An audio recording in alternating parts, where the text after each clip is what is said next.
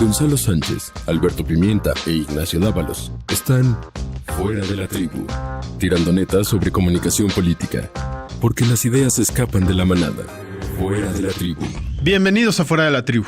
Qué nervios, porque ya faltan muy poquitos días para que inicie la cuarta transformación, haya cambio de gobierno, tengamos un nuevo presidente y a ver qué pasa. ¿Cómo estás, Nacho Dávalos? Optimista y contento de estar acá. Alberto Pimienta, ¿también estás optimista? No tan optimista, pero bueno, a los malos tiempos hay que ponerle buena cara. Pero sí contento. Yo muy contento siempre. Excelente.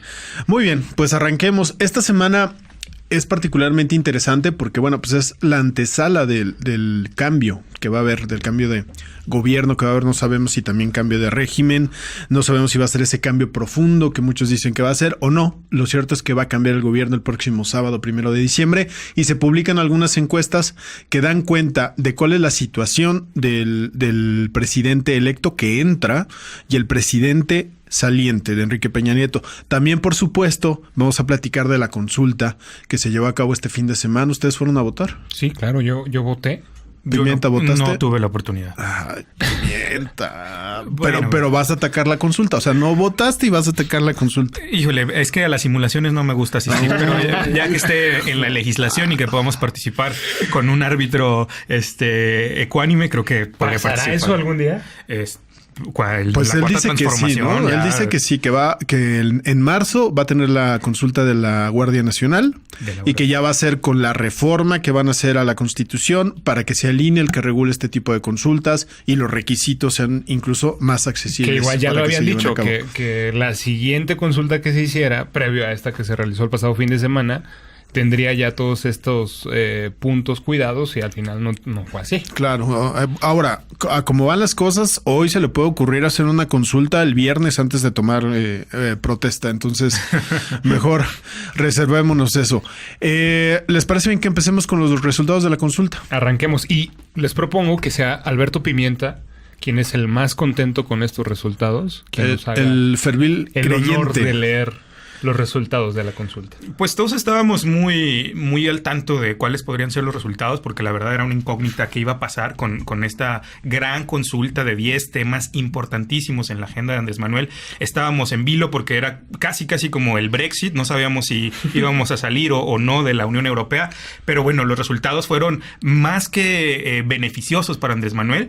El único dato que creo que no le queda tan bien es el tema de la participación. Tuvimos una participación de apenas 925,000 personas, 925,000 personas, es decir, como 142,000 personas menos que la consulta anterior. Una consulta más importante en cuanto a temáticas que la anterior, menos simbólica que la anterior. Y echa al vapor, Pimienta, porque se le inventaron que 10 días antes de que se llevara a cabo. La de Texcoco por lo menos tuvo semanas de debate. Exacto. Que se montaron en los medios de comunicación, etcétera. Todo el mundo sabía que se iba a realizar una consulta, en este caso, así tal cual, como dices, Gonzalo, al vapor. Yo ya no supe si la encuesta la hicieron para que Andrés Manuel saliera a medios o fue al revés, ¿no? La consulta, sí. Si era para que Andrés Manuel saliera a medios, que al final fue lo que terminó generando más opinión pública que la propia consulta, ¿no? Otro de los asteriscos que me parece que erra el proyecto de Andrés Manuel López Obrador es ¿cuánto costó la consulta? Se dijo que costaría 1,000,000 y tantos y al final después salen con otro dato que no explican en qué varía ese costo de más de 2 millones de pesos. Son de esas cosas que se hacen bolas en la comunicación. Insisto, son imprecisiones, claro, que en tema de dinero pueden ser poco importantes, pero nos hablan del desorden que hay ahí adentro. Claro, ¿y quién la pagó esta vez? Los diputados y senadores de Morena. Que no le iban a pagar, pero que luego siempre ellos cooperan y es muy fácil juntar 2.4 millones de pesos. Ya veremos el Teletón cómo le va en esta cuarta transformación con esta buena voluntad. ¿Y los resultados son, Alberto Pimienta? Pues los resultados, todos salvo un proyecto, sacaron arriba del 90% de aprobación. El proyecto que no alcanzó el 90% de aprobación, adivinen ustedes cuál fue. ¿Cuál? El Tren Maya. El Tren Maya, así es. Tren Maya. El Tren Maya se quedó apenas a una décima de alcanzar el 90% de aprobación. Sacó 89.9% por el sí, 6.6% por el no. Que fue es el también más mediático, ¿no? El más rechazado. Así es.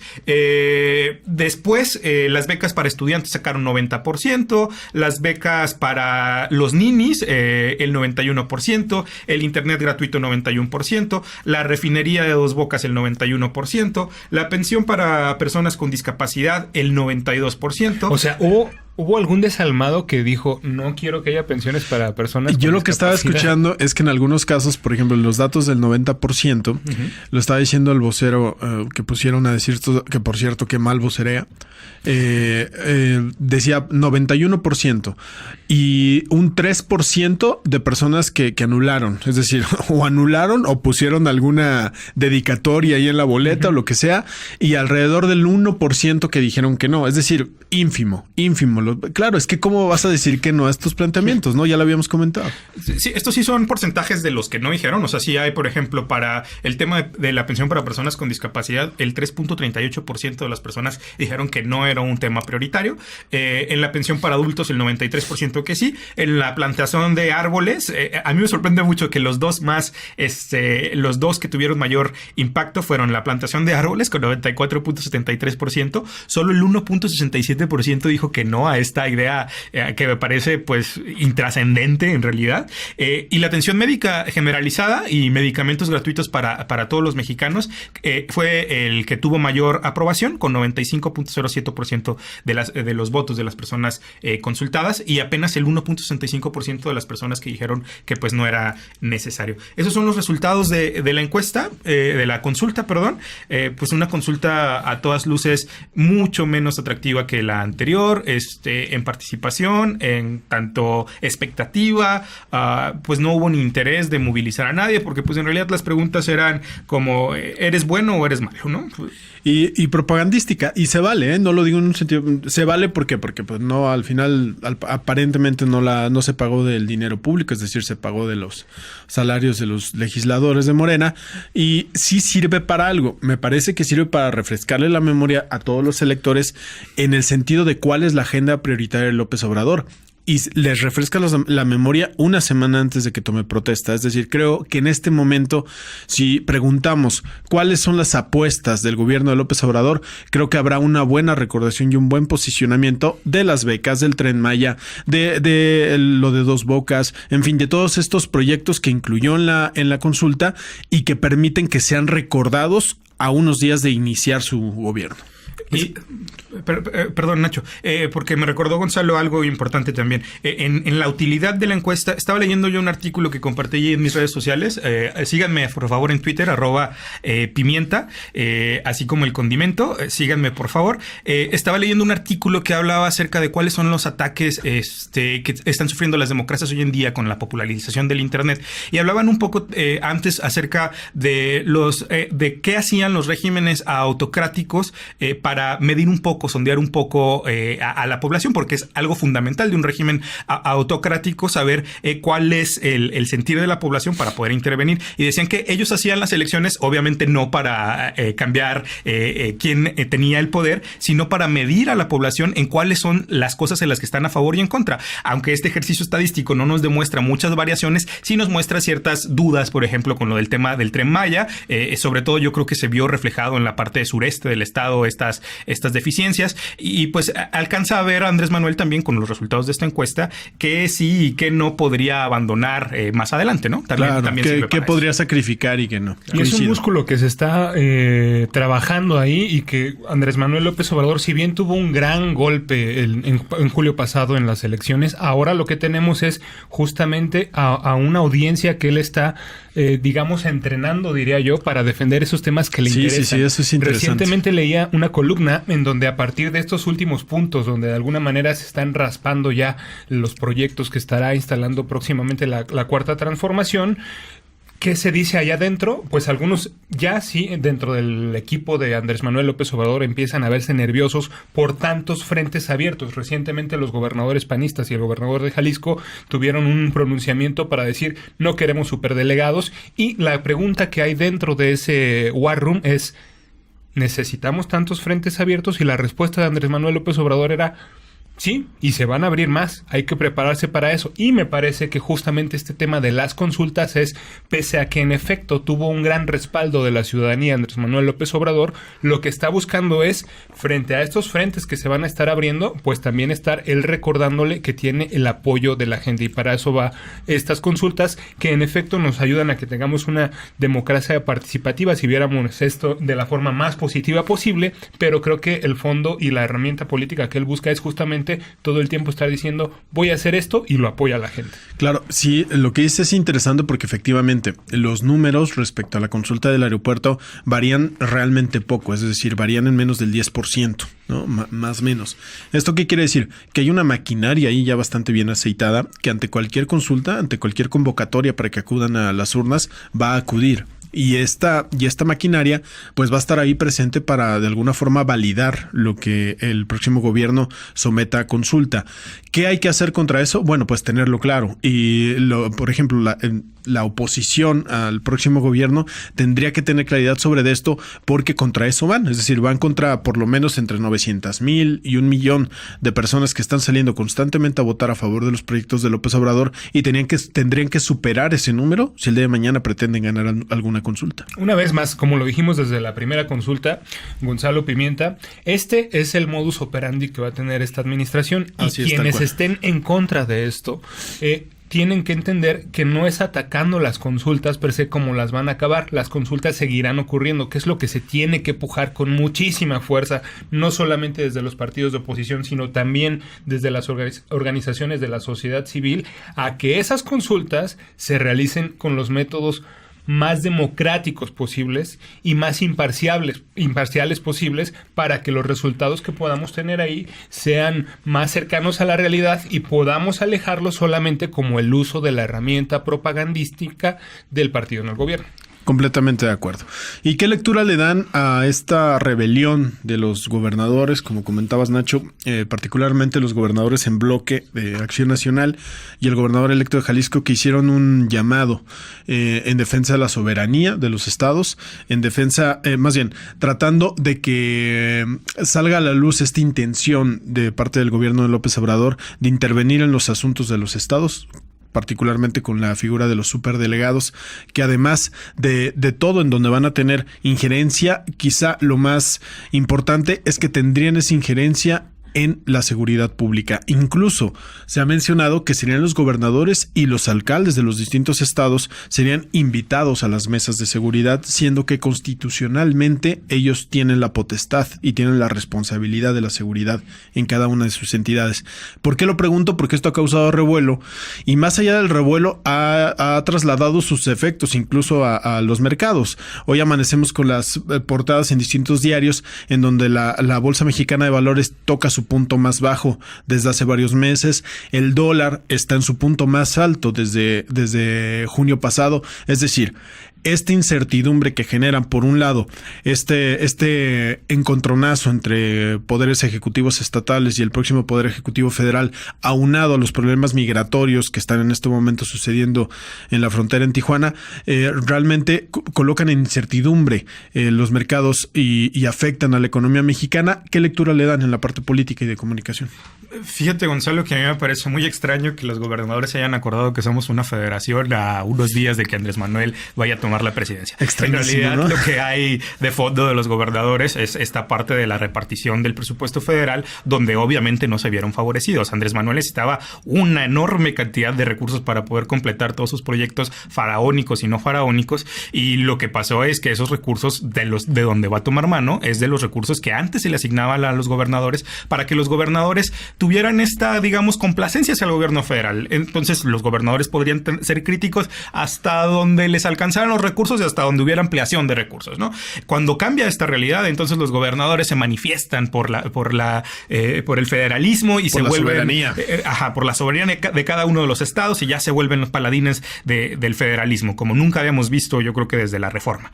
Me parece eso un poco anecdótico, digamos. Lo que sí creo es que en el tema de seguridad va a haber muchos problemas de coordinación. No se formuló desde el gobierno de Andrés Manuel López Obrador, desde el gobierno electo, una una propuesta seria para poder incluir a los gobernadores en los asuntos de seguridad de sus estados. Es que parece que más que la carencia de una propuesta seria, Pimienta, yo creo que está la intención de no incluirlos. El problema es que Andrés Manuel pueda creer que le va a alcanzar con su Guardia Nacional para una Guardia Nacional que no entrará en funciones hasta mediados del próximo año, si bien nos va, que le va a alcanzar para atender. Exacto, le va a alcanzar para atender los problemas de seguridad en cada uno de los estados que viven realidades distintas y con un común denominador de una fuerza que es el narcotráfico que combate y que ha permeado en muchas de las policías y en muchos de los espacios estatales, pero que al final, si por algo nos mantenemos es porque hay hasta ejercicios de simulación, si tú quieres, ¿no? Para mantener una cierta paz y gobernabilidad en los estados.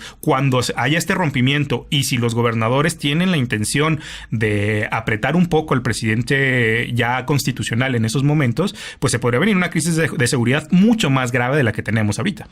Tú, Nacho, ¿qué opinas? Porque sí, efectivamente, yo creo que no hay una intención de López Obrador de incluir a los gobiernos estatales en su estrategia de seguridad. Yo también dudo que le alcance porque por más elementos que logre tener, él ha hablado de 150,000 de arranque, pero que necesita 200,000 en total. Vaya, se me sigue haciendo poco pensando en el territorio nacional y sobre todo en la problemática que existe en diversas regiones del país. ¿Tú qué lectura le das a este llamamiento de los gobernadores? Yo creo que en esta cuestión me parece que el gobierno de Andrés Manuel López Obrador deberá ser muy cuidadoso porque quien tiene las de perder en este tema, en temas de narrativa, me parece que es justamente Andrés Manuel López Obrador. Como ya lo mencionan ustedes, todos los diagnósticos nos hablan de que difícilmente con la Guardia Nacional nos alcanzará para realmente hacer frente a los problemas que tenemos en tema de seguridad, en tema de crimen organizado, en el tema de homicidios dolosos, etcétera. Si esto es así y además se empieza a forjar esta narrativa donde los gobiernos estatales tienen la salida para decir, pues es que no me incluyeron y entonces las cosas están como están porque allá el gobierno federal no nos deja participar. Todo esto generará el caldo de cultivo perfecto para que en esta narrativa pues simplemente le echen la culpa a la autoridad de arriba. El gobierno de Andrés Manuel López Obrador debería ser lo suficientemente cuidadoso para no romper, sino integrarlos y que sea una responsabilidad, como en realidad lo es, de todos, de los municipios, de los gobiernos estatales y del gobierno de la República. Eso por ese lado, y me parece que esta lectura que tienen los gobiernos locales es un primer paso que se da para justamente eso. Quizá enmarcar un posible rompimiento y después echarle la culpa, echar la responsabilidad al gobierno que es de arriba, al gobierno de la República. Porque Peña Nieto sí los incluyó aparentemente y las cosas no caminaron. No, y ahí tenemos algunos gobiernos que justamente se fueron por ese lado, en de todos modos echar la culpa al gobierno federal y otros que al final sí se ven como corresponsables del estado de la seguridad que tenemos en este momento. Y otra lectura que tenemos muy clara es que arranca ya la carrera presidencial para 2024. Está clarísimo cómo justamente con un estilo de gobernar que tendrá Andrés Manuel López Obrador, en donde todo parece estarse centralizando, hablemos de cómo se dan las dinámicas en la Cámara de Diputados, cómo se da el tema en el Senado, cómo cualquier proyecto desde seguridad con el tema de la Guardia Nacional hasta otro que tiene nada que ver con esto, pero donde se ve esta lógica de centralización como los medios públicos, en todo es centralizar, así que esto abre el abanico, un área de oportunidad enorme para que algún personaje pueda apropiarse de buscar defender el federalismo de una cosa más horizontal, y ahí me parece los gobernadores panistas y el gobernador de Jalisco de MC, Enrique Alfaro, entienden esta lectura y empiezan a levantar la mano. Yo veo en este momento a dos posicionándose en esa carrera, Enrique Alfaro hablando incluso de que a Jalisco hay que respetarlo, apelando un poco al orgullo del jalisciense, y a otro también, a Javier Corral, que me parece que son dos personajes que estarán buscando justamente eso, hacer este cruce con Andrés Manuel López Obrador y buscar ya estarse posicionando para una eventual que en el caso particular de Javier Corral siempre son más ruido que nueces, ¿no? Es el estilo. Tiende mucho a esta parte, a la estridencia, y al final del día se pone de acuerdo. Esta semana, no sé si vieron, por ejemplo, hablando de Javier Corral, una exposición de la corrupción. Claro. Y la montan en un museo. Claro, de la corrupción de su antecesor, de César Duarte. Justamente la espectacularización es el estilo que ha tenido Javier Corral, y ahí se queda. En el caso de Enrique Alfaro, ya veremos. A ver, yo quisiera comentar algo. A mí me parece, me gusta el comentario de Pimienta porque él dice, bueno, se acaban de acordar de que somos una federación, ¿no? Y se acaban de acordar del pacto federalista y todo esto. Y yo lo diría también en contrario sensu. O sea, ahora resulta que nos acabamos de dar cuenta que somos un país de facto centralista. O sea, México no es centralista desde López Obrador, ni desde Peña Nieto, ni desde Calderón, pero ni sí desde está Fox. Claro que empezamos con un fenómeno aún más centralista, ¿no? Con este gobierno. Pareciera ser, Nacho, pero la verdad es que así siempre ha sido. Acuérdense la discusión precisamente ahorita que hablábamos de Javier Corral, el asunto de que cuando a Javier Corral le cierran la llave por las declaraciones que hace en contra del presidente Peña Nieto y en contra de su antecesor César Duarte, y entonces ya no le dan las participaciones que en teoría le tocaban. ¿Por qué? Porque esa es una potestad de la Secretaría de Hacienda y que hay más centralista que eso, el manejo del presupuesto y el manejo de los dineros.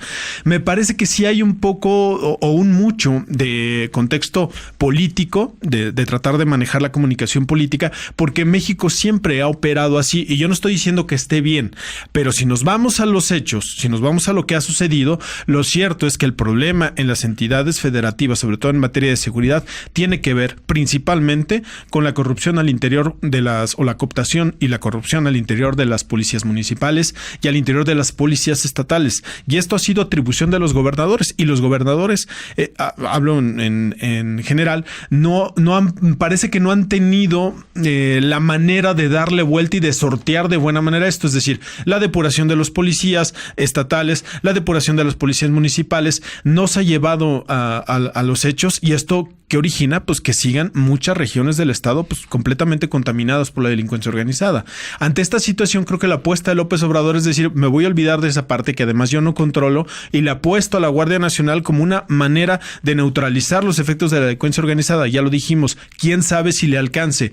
Lo que es cierto es que no sé cómo por qué se rasgan tanto las vestiduras de repente los gobernadores. Lo entiendo desde el punto de vista político. No lo entiendo mucho desde la práctica, porque tampoco creo que ganen mucho. Ojo, al final de cuentas, el presidente es Andrés Manuel López Obrador. Necesitan de la federación, así como la federación va a necesitar de una coordinación mínima. Este fue el sexenio en que se habló. La palabra principal en el entorno de seguridad de parte de la autoridad era coordinación. Y me parece que en muchos sentidos fue lo que menos hubo. Y si este sexenio va a haber menos coordinación de la que hubo en el anterior, pues ¿a qué podemos atenernos? Yo considero que no puede la Guardia Nacional, como bien dice Pimienta, porque ni siquiera va a estar al 100% funcionando el 1 de diciembre, pero tampoco en 6 meses. No va a poder con todo, combatir con todo el fenómeno de la inseguridad. Necesita de los estados. Y en este sentido, por ahí lo decía, me parece que Juan Ramón de la Fuente, y me pareció sensato, más allá de que Juan Ramón de la Fuente participó, tiene este vínculo, ¿no?, con el equipo de seguridad de López Obrador, que con estridencias no se va a resolver el asunto, y me parece sensato decirlo. ¿Por qué? Porque ni siquiera han entrado en funciones todos. Es decir, todavía tienen que tomar el cargo, tomar protesta y entonces sentarse en la silla y ver realmente qué está pasando y a partir de eso coordinarse. Creo que un llamado a la mesura en este momento sería lo más adecuado. Ahora, yo creo que a la luz de qué ocurrió con este pronunciamiento de los gobernadores, hay un ángulo que no hemos platicado acá, donde podríamos poner a lo que se llama desde la 4T la prensa fifí. La prensa fifí estaba sedienta de que hubiera una oposición, un personaje que le pudiera hacerle contraluz a Andrés Manuel López Obrador, porque esta parte la hacía solamente, justamente la prensa fifí, desde la crítica que pudieran hacer, y algunos personajes de organizaciones civiles. No había un solo actor político que pusiera el dedo en la llaga. Después de este pronunciamiento, lo que vimos fue justamente el posicionamiento en medios nacionales de Enrique Alfaro y algunos gobernadores panistas. Así que, a la luz de los objetivos que pudieran tener los gobernadores, me parece que en esta ocasión sí terminaron ganando 2-3 pasitos a la cuarta transformación, pero eso sí, si estiran demasiado la liga, se va a terminar por romper. Y quienes quedan en medio somos los ciudadanos. Sí, no quiero parecer que digo el lugar común, pero esa es la verdad. Si estiran de más la liga, como bien dice Nacho, los que quedamos en medio somos nosotros. Pimienta. Si me permiten, yo quisiera celebrar que respecto al episodio anterior de Fuera de la Tribu, ustedes hayan cambiado de postura respecto a la Guardia Nacional y vean sus dolencias de las que tratábamos de platicar en el episodio anterior, que sepan, entiendan que la solución con la Guardia Nacional no es una solución en realidad, es solamente un paliativo momentáneo y que tiene que haber un trabajo necesario con las policías federal, policías estatales y policías municipales, que eso es lo fundamental. Si no atendemos a las policías municipales y no empezamos de abajo hacia arriba, este país no va a avanzar. Pero es a quién le toca, Pimienta. Pausa. Es un pacto federal. Este no es un cambio de postura. No. Desde un principio dijimos, esa no es que vaya a ser la solución al tema de seguridad en México. Es una apuesta, eso sí. Dijimos muy claramente, es la apuesta que hace el nuevo gobierno en el tema de contención, lanza la Guardia Nacional, y en el tema de largo plazo, lanza los programas sociales. De ahí a que esto vaya a ser la solución, eso será otra cosa. No es que esto, desde el punto de vista al menos de Nacho Dávalos, es que esa vaya a ser la solución en tema de seguridad para México. De ninguna manera. Yo te secundo, Nacho. Pero a ver, Pimienta, ¿a quién le toca el tema de las policías municipales y de las policías estatales? Pues a los gobernadores, básicamente, y a los alcaldes, todos, desde luego. Pero... A todos. Es un tema de discusión de todos. Se tienen que sentar todos a cambiar el modelo de la seguridad estatal y municipal y federal en un pacto federal. Así es, tendrían que sentarse y replantearlo porque no está funcionando como lo tenemos ahora. Pero volvemos a lo del episodio pasado. En lo que se sientan, se acomodan, se ponen de acuerdo. Se nos van otros 6 años, Pimienta. No. Yo insisto. Se nos puede ir la vida en eso, pero tenemos que empezar en un momento determinado. Si no empezamos, nunca va a suceder. Ahora, tú ves condiciones para que tú ves ahorita a los gobernadores de Acción Nacional, al gobernador de MC, del estado de Jalisco, sentándose con el presidente electo a ver qué van a hacer con las policías estatales y municipales. Mira, yo no sé si se podrían sentar hoy, pero al menos tendría Andrés Manuel, si lo vemos desde la visión pragmática, Andrés Manuel les habría quitado una bandera que discutir. O sea, ya no sería el tema de seguridad un tema porque Andrés Manuel los hubiera incluido. Ahora que tenemos, pues no los incluyó y tenemos un gran problema que lo va a arrastrar durante todo el inicio de su sexenio. Y parece que ya lo asumió. A ver, coincido contigo. Creo que tú planteas un riesgo que es real. Es real. Puede pasar que el hecho de que Andrés Manuel López Obrador le cierre simbólicamente la puerta a los gobernadores y diga, con ustedes no voy a trabajar, voy a hacer lo que me toca a mí desde la Federación, la apuesta a la Guardia Nacional y de ahí lo que me dé, me parece que puede ser un riesgo efectivamente. Lo que está asumiendo López Obrador, y creo que es una lectura adecuada, es que el asunto de la seguridad a partir del 1 de diciembre, a quien le van a pasar facturas a él, no a los gobernadores, no a los municipios, le van a pasar la factura al nuevo gobierno federal. Y en ese sentido es que López Obrador actúa y dice no voy a esperar a ver si hay voluntad o no de los gobernadores, no me voy a esperar a la parsimonia de los acuerdos políticos, voy a actuar, voy a crear la Guardia Nacional, voy a reformar la Constitución y voy a hacer frente a la crítica si me va bien.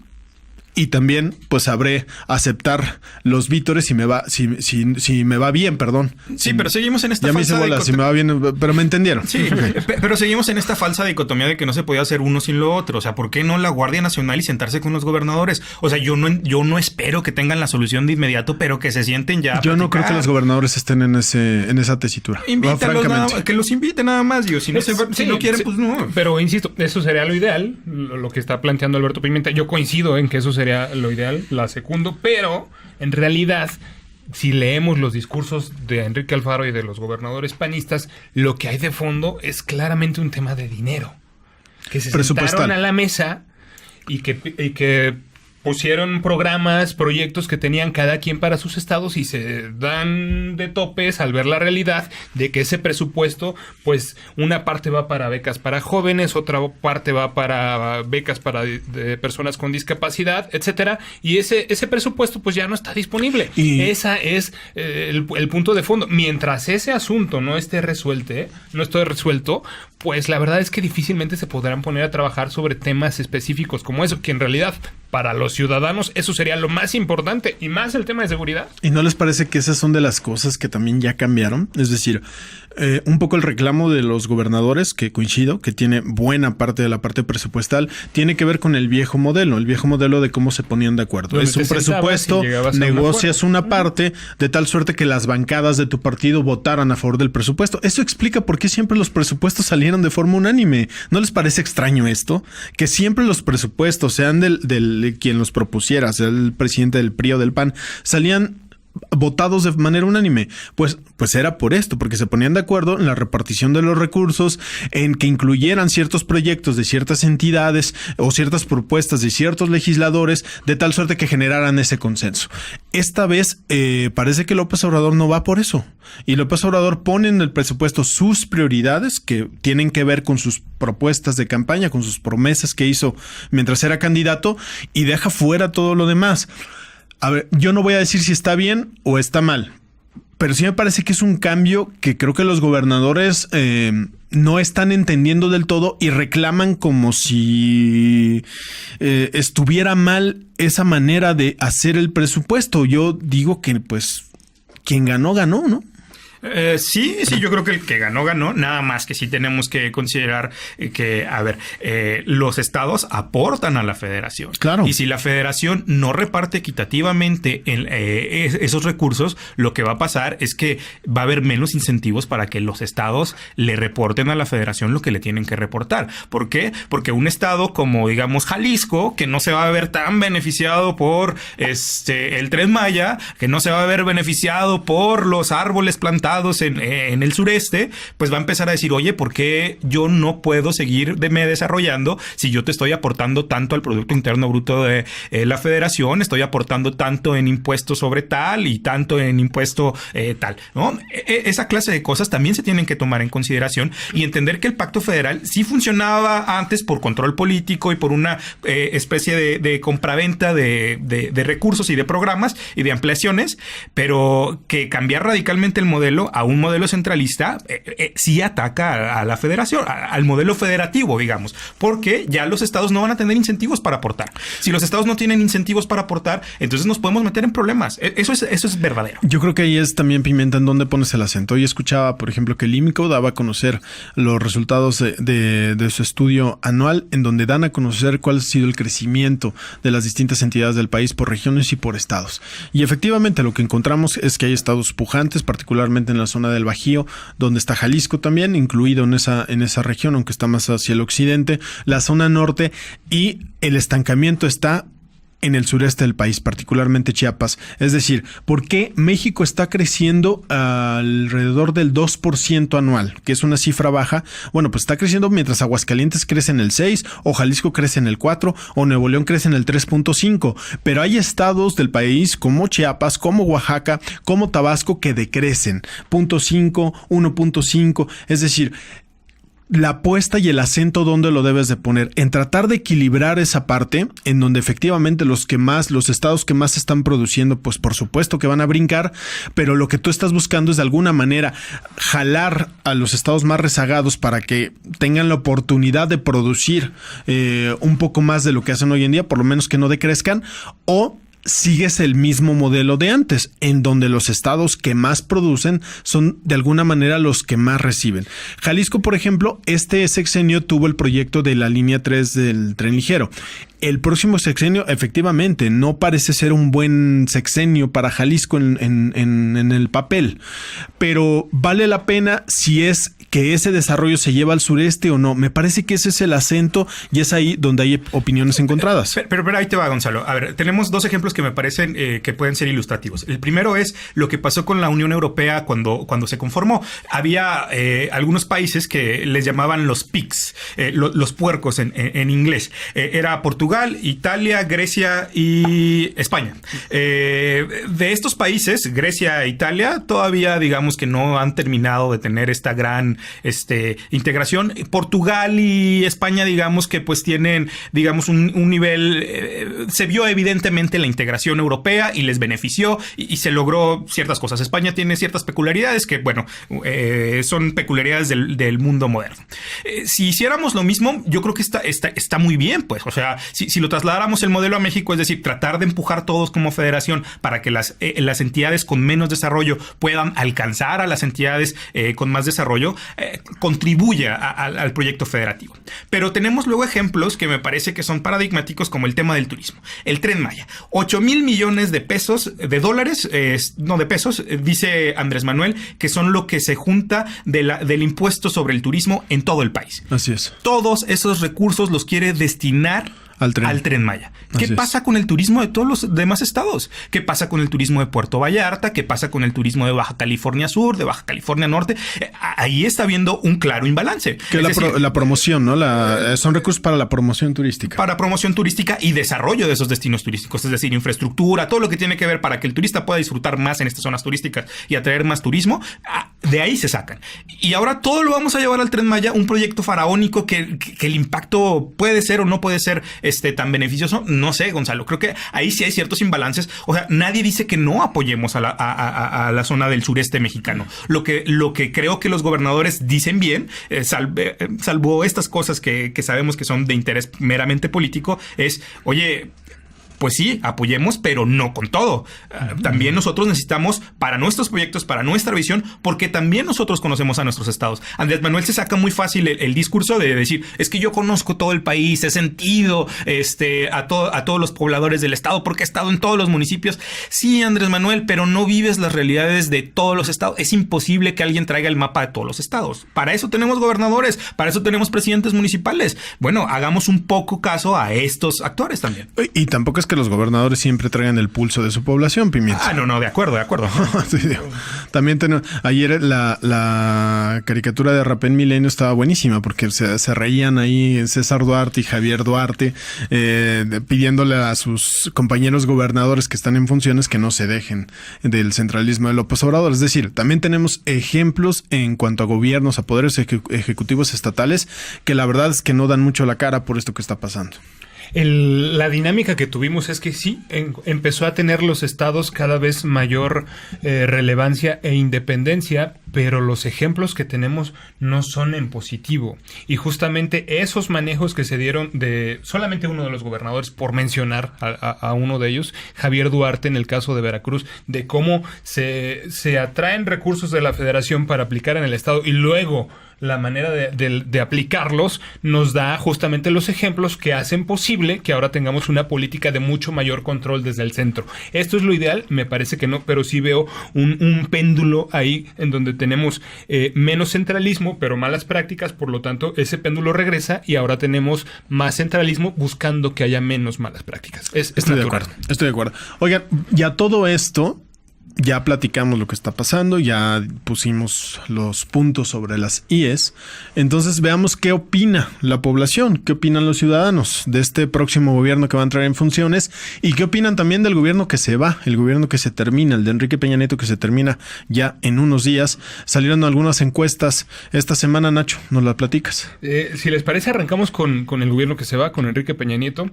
Consulta Mitofsky nos da los nuevos resultados y les tengo buenas noticias para los amigos priistas o peñanietistas. El último trimestre... Sí hay algunos, ¿verdad? Todavía. El último trimestre, amigos, es el más alto crecimiento que ha registrado el presidente Enrique Peña Nieto. Subió 6 puntos. Es el crecimiento más alto que tuvo en toda su administración. Esa es la buena noticia. La mala noticia es que pasa del 18% de aprobación al 24. Pues es que ya es la nostalgia, ¿no, Nacho? Ya la nostalgia de ya se va. Pobre, mira, no era tan malo. Su equipo no la ayudó. Es su campaña publicitaria en Instagram, donde está con esta cuenta regresiva con fotos muy bonitas del presidente. Sí. Hay que platicar. A ver si la próxima semana, por cierto, la próxima semana terminaríamos la temporada de Fuera de la Tribu, la segunda temporada de Fuera de la Tribu, así es que no se la pierda. También un saludo, aprovecho a todos los que nos ven en redes sociales, en Twitter. Saludos, sé que ya nos están viendo desde hace 3 emisiones. Sí, 3 emisiones, este sería el 4º episodio. Muchas gracias por su apoyo. Síganos comentando y trataremos de darle respuesta a todos. Valdría la pena platicar de este manejo de las redes sociales de Enrique Peña Nieto, que ha dado un giro que del último año para acá, particularmente los últimos 6 meses, ¿no? Sí. Metiendo el acelerador y que ciertamente le ha generado adeptos. Digo, ahí están los números. Sí, claro. Y nada más para seguir y poner en contexto. ¿Cuál es el tema más negativo que en espontáneo la gente recuerda? El tema del gasolinazo. Y eso nos remite a uno de los grandes problemas de la administración de Enrique Peña Nieto. El mal manejo de las crisis y claro, cómo frente al problema que se registraba, la reacción que había en las redes sociales, las manifestaciones que tenías en las calles y tenías al gobierno encerrado. Pues bueno, esto te va generando una bola de nieve que se acumula. Comunicación. Y que luego, qué casualidad que se convierte en el tema más negativo recordado en espontáneo. Ahí está porque decimos que la comunicación es cosa seria. Y finalmente, un dato que es relevante. Los presidentes en México cada vez, desde que son medidos, son peor calificados. Carlos Salinas de Gortari salió con un 77% de aprobación. 77% de aprobación es altísimo. Luego Ernesto Zedillo con un 66%. Luego Vicente Fox con un 59%. Luego Felipe Calderón con un 53%. Para llegar a 2018 con el presidente saliente Enrique Peña Nieto con un 24%. Ojo, o sea, tres cuartas partes Carlos Salinas de Gortari en el 94 y 14 años después Enrique Peña Nieto con una cuarta parte de aprobación. Caray. Y que está bien, ¿eh? O sea, también es que los gobiernos democráticos viven una complejidad que no se vivía. No defiendas a Peña Nieto. No. Pero bien, todo lo demás te lo tolero. Ya salió el peñanetista del que hablábamos. Pero me parece que es un reflejo de la sana democracia. Es decir, que un presidente no salga bien aprobado quiere decir que sí sabemos que, pues bueno, hay muchas necesidades y pocas acciones. Pero salir con el 26% no es salir mal aprobado, es salir reprobado. Es salir fatal, Pimienta, fatal. No, yo no digo que lo hizo bien Enrique Peña Nieto. Lo que digo, mi reconocimiento es hacia la sociedad que ya sabe reconocer quién lo hace bien y quién no lo hace bien. Antes era como de, el efecto comunicacional de la propaganda era mucho más efectivo. Salíamos con Salinas saliendo con el 77% de aprobación es una bestialidad. Es que el caso de Salinas, ustedes recordarán, él deja el gobierno el 1 de diciembre y realmente de ahí viene o sea, si hubiera habido una medición de Salinas un mes después, seguramente ese 77% se hubiera caído. Pero pues vino el error de diciembre justo después de que él deje el cargo. Y otro gran tema, no es que vayamos a defender a Enrique Peña Nieto, pero sí hay un elemento que es fundamental y que cambia los paradigmas en muchos sentidos, no solamente la percepción que tenemos los ciudadanos de los gobernantes, el tema de las redes sociales y cómo la información que antes estaba controlada por los medios tradicionales y que iba de lo que da la autoridad a los medios tradicionales que normalmente sí podían estar más o menos controlados por las instituciones gubernamentales, pues ahora no, la información se genera dentro de las redes sociales, las críticas se dan en las redes sociales y se comparte todo el tiempo ahí, y lo que vemos no solamente en México, sino en todo el continente y en todo el mundo es justamente a gobiernos que han sido superados por mucho y que cada vez son menos populares, porque en efecto ya no tienen ese control de la información que se maneja, y es uno de los grandes retos que se enfrentó el gobierno de Enrique Peña Nieto, se enfrentará Andrés Manuel López Obrador,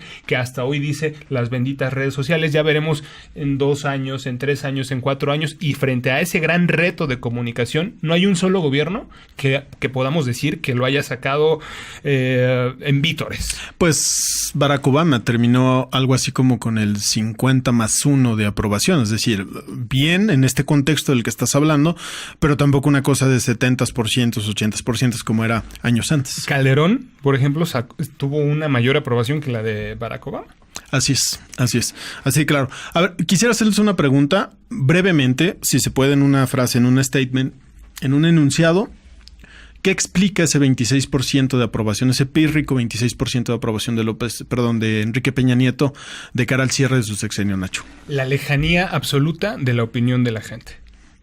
Pimienta. No, bueno, una campaña permanente, no solo una campaña permanente, sino una autocampaña permanente de lo que es no hacer gobierno. Una mala gestión de su comunicación y sí, la desconexión por completo del país que gobernaba y del pueblo que gobernaba. Creo que eso explica ese 26%. ¿Y cómo entra López Obrador? Recientemente, apenas ayer, el Universal saca un nuevo estudio que se realiza por parte del Universal, y lo que tenemos es, contrario a lo que habíamos visto en las últimas encuestas, aquí sí ya se registra... Es raro, ¿no? Un descenso, es la primera... No, es raro porque todas habían dado en positivo. Así es. Todas es una.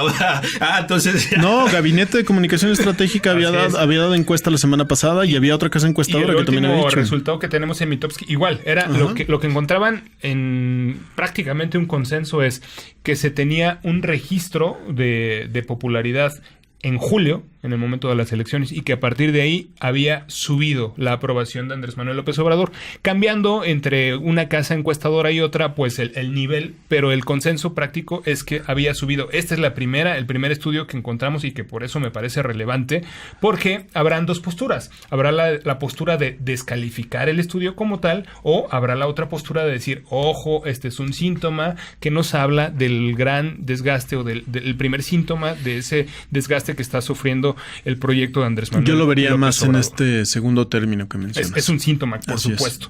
¿Y qué es lo que tenemos aquí? Bueno, pues aprueba totalmente lo que el proyecto del nuevo gobierno de Andrés Manuel López Obrador, lo que tenía en agosto, el Universal era 64.6%. Lo que tiene en este último estudio es que solamente el 55.6% aprueba totalmente las ideas que tiene este nuevo gobierno. Y en el tema ya de calificación, en agosto el estudio del Universal habla de que tenía una calificación de 7.43 y hoy en noviembre tiene un 6.81. Es muy interesante el estudio porque la aprobación, si bien baja 8.95 puntos porcentuales, la desaprobación no aumenta más que una décima. En realidad, todos estos puntos que baja en aprobación el presidente se va a no aprueba ni desaprueba, claro, y se van a los que no saben y no contestaron. Es decir, claro, los que pues ya mejor no opino de Andrés Manuel. Claro. Pero es parte de la incertidumbre que también exacto, se refleja en los mercados. Pero es la consistencia de la que hemos hablado entre los duros, los anti-López Obrador y los pro-López Obrador. Los que están en medio, claro, los que podrían ser blandos, son los que se empiezan a decantar de estar totalmente de acuerdo a estar parcialmente de acuerdo y lo mismo en la parte negativa. Así es. Pimiento, ¿quieres decir algo? Nada más una sonrisa. No, o sea, está bien, tenemos 3 encuestas. Es la mañana ideal de Alberto Pimiento. Levantarse, prender su celular y ver esta nota en portada. Que se caen los mercados, que bajan Andrés Manuel López Obrador. Es la mejor mañana, la mañana idílica de Alberto Pimiento. No, pero sí creo que, como ustedes bien apuntan, es un síntoma de que también el desgaste empezó a gobernar desde no es invencible. Su etapa de transición. Entonces empieza a acumular desgaste desde la etapa de transición y que veremos ya cuando tome las riendas del gobierno este 1 de diciembre qué tal se pone la película, porque los desgastes van a aumentar exponencialmente. Y esa es otra lectura, déjenme apuntarlo. Esa es otra lectura que explica también por qué López Obrador sube esos 6, perdón, ya estoy confundiendo presidentes. Enrique Peña Nieto sube esos 6 puntos porcentuales en estos meses. Claro, porque entra el nuevo presidente. Que si bien es electo, asume funciones como si ya fuera presidente constitucional y deja sin desgaste a Enrique Peña Nieto. Por un momento pensé que ibas a decir que esos 6 puntos se explicaban por la invitación de Andrés Manuel López Obrador al presidente a cenar en su casa. A comer en su casa también, ¿no? Un puntito, 2, ya de verdad. De eso que no te quepa duda. Y nada más para cerrar, que hay una pregunta en particular que en este estudio del Universal me parece relevante. ¿Cuál cree usted que va a ser el mayor logro de Andrés Manuel López Obrador? El ataque a la pobreza con un abrumador 29%. ¿Cuál será el mayor error? ¿La corrupción? Justamente uno de los temas que es piedra angular del proyecto de Andrés Manuel López Obrador, el ataque a la corrupción, pues los estudios lo que nos hablan es que por ahí es por donde podría fallar el proyecto. Y esto tendrá que ver con la declaración que hizo López Obrador la semana pasada en el sentido de que... De perdonar a los el punto final. El punto final. Sí, definitivamente tiene que ver. Y me parece muy extraño que digas abrumador 29%. Pero no les haces... A ver, un poquito me gustaría platicar esto. ¿No les parece sensata esta postura de López Obrador de punto final? Me parece que es inteligente en el sentido de, con tantos frentes abiertos políticamente, abrirse más temas en donde en realidad se estará empantanando. Sí. Claro. Ahora, ¿es el mejor discurso que podría dar para ese tema? Yo creo que sí podría. Es que mejorarse. Si no tendría que decir lo que dicen todos los políticos, ¿no? Sí. Sí, caiga pero quien caiga. Lo que vemos es ya un desgaste muy claro. Y últimas consecuencias. Yo creo que justamente lo que lo llevó al lugar de donde está no es solamente el decir primero los pobres, sino también este asunto de atacar la corrupción. Y lo que mucha gente esperaba es que quienes son responsables de este tema pudiera tener consecuencias. Y esas personas están francamente desilusionadas. Pero hay un matiz, Nacho, Pimienta, si me lo permiten, creo que hay un matiz. Porque he escuchado este discurso de parte de ciertos opinadores, pero a ver, yo no recuerdo que López Obrador haya dicho que iba a meter ni hoy, ni hace un año, ni hace 6, ni hace 12, que iba a meter a la cárcel o que tendría que castigarse siquiera a los corruptos. Lo que él siempre ha dicho y su discurso en lo que tiene que ver con la corrupción es acabar con la corrupción, ¿no? Extirpar la corrupción de raíz. Si ustedes están de acuerdo en este matiz, entonces de alguna manera se explica por qué sus votantes duros, quienes le apoyan, no le pasen factura cuando él dice punto final y perdona a todos. No, yo creo que no lo había hecho tan explícito esto del punto final hasta esta ronda de entrevistas. Pero tampoco nunca había dicho que iba a encerrar a los corruptos. Bueno, jamás. Pero es que tampoco es que puedes decir que vas a solucionar la corrupción de raíz si no combates la impunidad que genera la corrupción. Es decir, si... miles de análisis dicen que para poder combatir cualquier delito lo que tienes que hacer es acabar con la impunidad. Pero eso ya es una interpretación sobre el discurso, Pimienta, que está muy bien, yo coincido contigo, pero si nos vamos a lo que él ha dicho o no ha dicho, su promesa, lo que trato de decir es, su promesa nunca fue meter a la cárcel a los corruptos. Pero yo no entiendo por qué nos tenemos que centrar en esta clase de hermenéutica de Andrés Manuel López Obrador.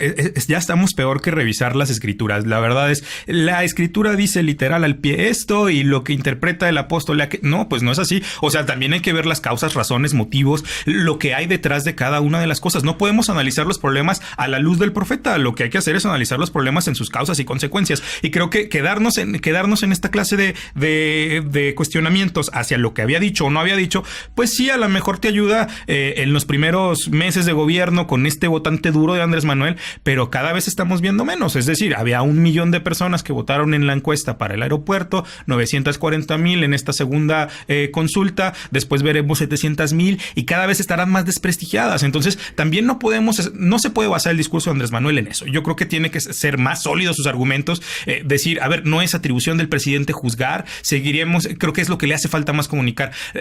Hay una fiscalía, habrá una fiscalía y ella se encargará de perseguir todos los delitos presentados. No puedo hacer que la fiscalía no haga su trabajo. Qué bueno que lo apuntas, porque efectivamente me parece que hay un error de comunicación ahí garrafal. Lo que sí había dicho López Obrador es que él no iba a hacer una cacería de brujas. Pero también lo había matizado, recuerdo en campaña, no me acuerdo si en algún debate también lo dijo, pero seguro en entrevistas lo pueden ubicar perfectamente, que comentó que habría instituciones que investigarían, pero que él no iba a utilizar esas instituciones políticamente para actuar en contra de nadie. Y en este momento se desdice de eso. Entonces lo que da a entender es que aun si la institución, pensando en la fiscalía de su gobierno, tuviera la investigación en contra del presidente o de algún funcionario del gobierno actual por corrupción, él estaría pidiéndole a la fiscalía que lo desechara porque su promesa es punto final. Y me parece que eso sí, efectivamente lo deja mal parado.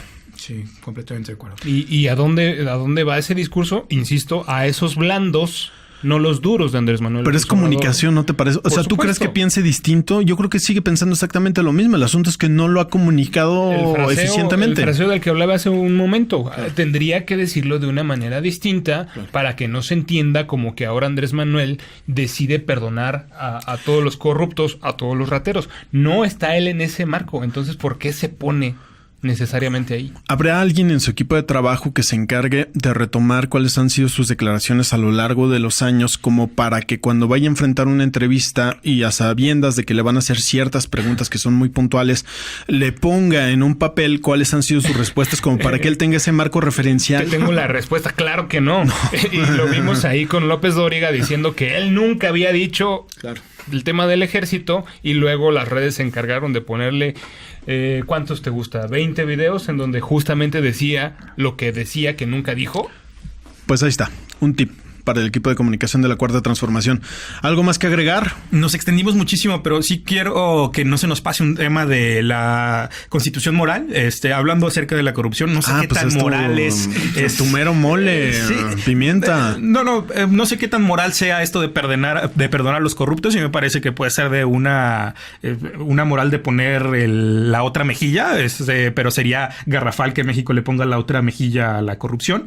Pero bueno, nada más decirles que ya tenemos convocatoria para la Constitución Moral. Participen. Yo había sido un acérrimo rival de esta idea. Me parecía que no era una de las cosas que tenía que encargarse el Estado, pero creo que es un ejercicio de reflexión interesante, que todos podamos aportar una propuesta de qué desde nuestra perspectiva tendría que ser el comportamiento ético-moral de un ciudadano en lo público, no en lo privado. En lo privado cada quien haga como quiera, pero creo que sí es una reflexión interesante que les propongo que podamos hacer, y que si les es a bien, nos la compartan en las redes sociales, en Twitter, @fuera de la tribu, en Facebook, /fuera de la tribu, en YouTube, búsquenos como Fuera de la Tribu y denle a la campanita para seguirnos y estar atentos de todos los materiales que vayamos subiendo. Ahí está. Y ese es otro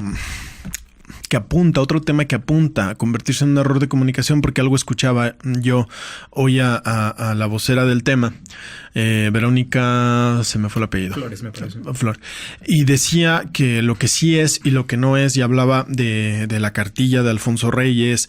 Y vamos, no suena mal, ¿no? Pero el asunto es que la connotación, no han frenado la connotación moraliña, la connotación que va más hacia el talmudismo y hacia posturas mesiánicas, que cuando se asocian con López Obrador, bueno, pues generan lumbre.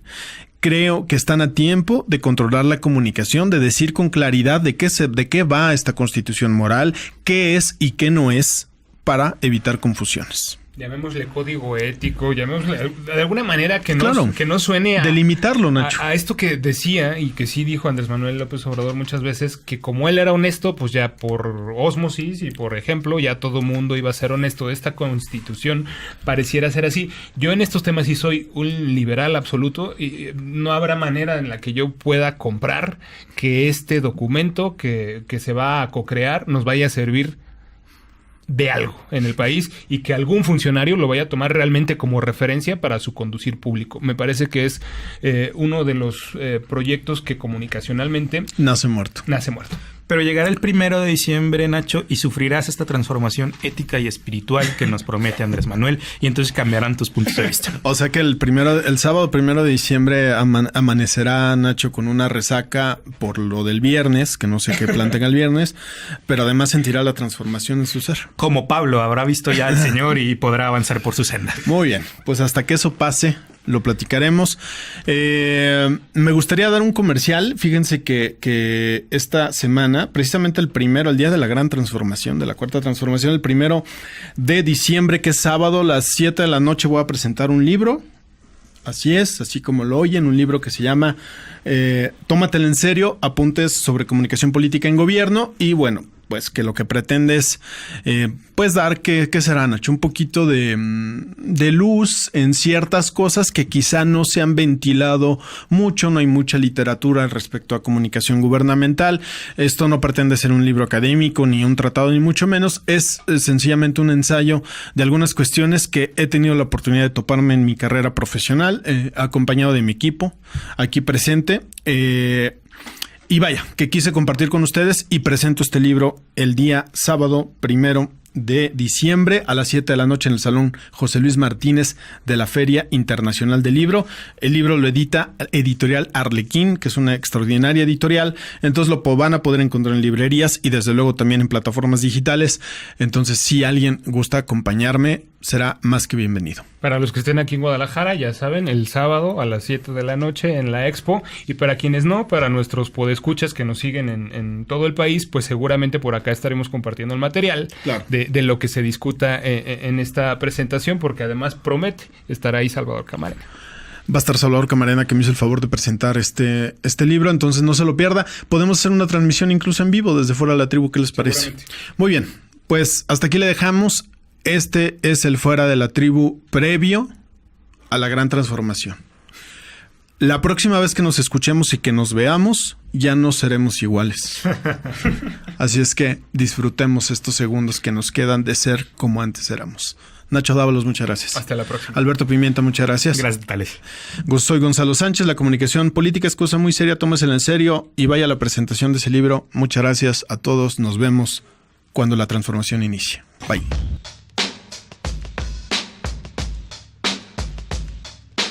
Gonzalo Sánchez, Alberto Pimienta e Ignacio Dávalos están Fuera de la Tribu, tirando netas sobre comunicación política, porque las ideas escapan de la manada. Fuera de la tribu.